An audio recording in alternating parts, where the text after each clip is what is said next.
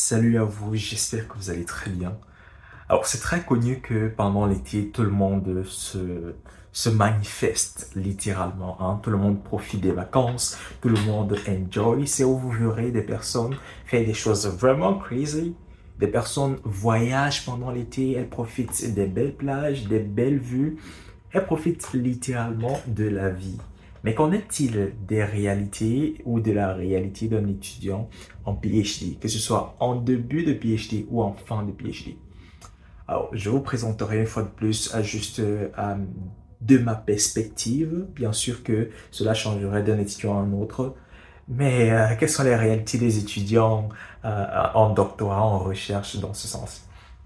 Alors, l'été, en principe, c'est cette période-là où on se repose, ok? Euh, Littéralement.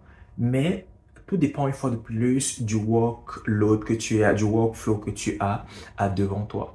Donc, dans tes débuts, par exemple, de la recherche, tu n'as pas nécessairement du temps parce que tu prends encore des cours, tu te formes à gauche et à droite. Il est donc important pour toi de bien prendre le rythme, ok? Surtout que ton sujet de recherche n'est pas encore clairement défini. Donc, il y a encore cette phase d'incertitude là, où tu es encore en train de trouver tes pieds dans le monde de la recherche. C'est pas du tout évident. Alors, pendant cette période-là, tu n'as pas nécessairement assez de temps pour profiter. Et je dirais que profiter littéralement pendant cette période-là, ce serait au détriment de la qualité de ta recherche future. Mais en soi, est-ce que ça signifie que pendant l'été, tu passes all in tout ton temps à rechercher, du moins à travailler? Non, pas vraiment. On peut se permettre voilà, 1 ou 2 semaines de congé, de relaxation, mais c'est pas la réalité.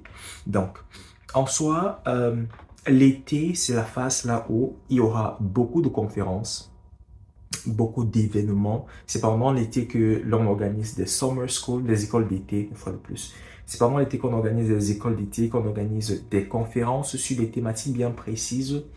Et donc, c'est pendant ces phases-là que les étudiants, littéralement, profitent du temps pour faire des internships. Ok?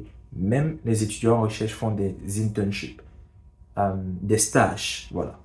Donc, très exactement, un étudiant en doc s'occupera, mais de façon différente.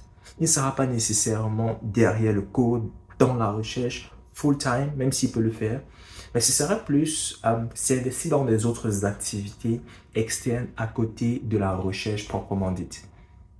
C'est ça qui constitue en fait un équilibre dans le monde de la recherche. Donc, personnellement, par exemple, j'ai participé à une école d'été organisée par le CIFA. J'ai participé à des conférences et d'ailleurs, je suis en cours, du moins, la semaine prochaine, j'ai encore une conférence, toute une semaine pleine de conférences. L'idée de participer à ces événements-là, déjà dans un début, vous donne euh, l'expérience de la recherche, mais de l'expérience d'autres personnes. Okay? Vous profitez de l'expérience d'autres personnes, d'autres chercheurs, en question de vous bâtir la vôtre.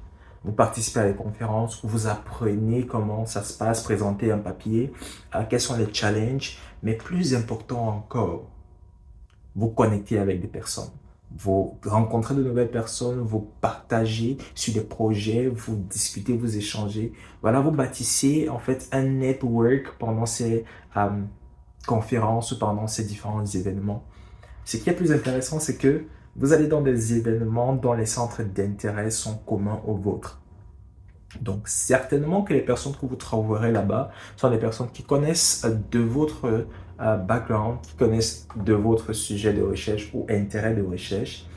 Et donc, vous pourrez facilement discuter à ce propos-là, poser des questions qui vous challenge, répondre aux questions qui challenge d'autres personnes et surtout bâtir des contacts, comme je l'ai dit, pour que plus tard, lorsque vous retournez dans votre home country, dans votre pays, oui, dans votre pays où vous faites de la recherche, si vous voulez, vous pourrez donc, pendant cette période où vous avez des challenges, les contacter et avoir des feedbacks en temps réel, du moins, en fonction des relations que vous aurez bâties avec eux par le passé.